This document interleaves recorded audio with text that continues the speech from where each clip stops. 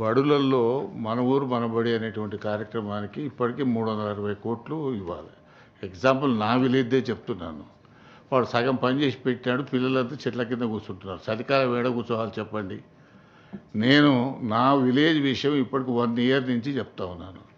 ఇక్కడ principal secretary యోగితారాణి గారు కూడా ఉన్నారు. వారికి పర్సనల్ లెటర్ రాసినాను, డిప్యూటీ సీఎం గారికి చెప్పినాను, సీఎం గారికి చెప్పినాను. మీరు ఇంత పేమెంట్ చేస్తున్నారు, 360 కోట్లు మన ఊరు మనబడి చేసడం ఒక భాగం. 2, ఈ ప్రభుత్వం వచ్చినాక అమ్మ ఆదర్శ పాఠశాలను పెట్టినారు. దాన్ని మీరు ఏం చేసినారు, మైనింగ్ సెస్కు అటాచ్ చేసినారు.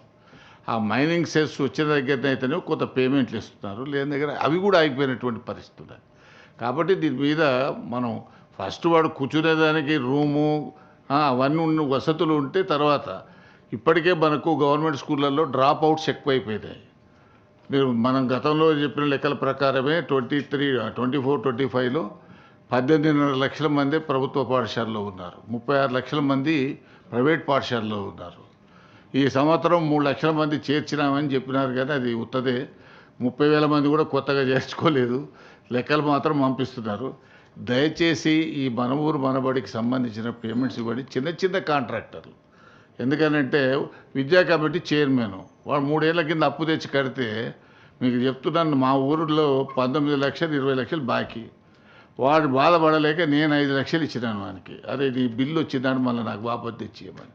ఇటువంటి పరిస్థితి ఉన్నది.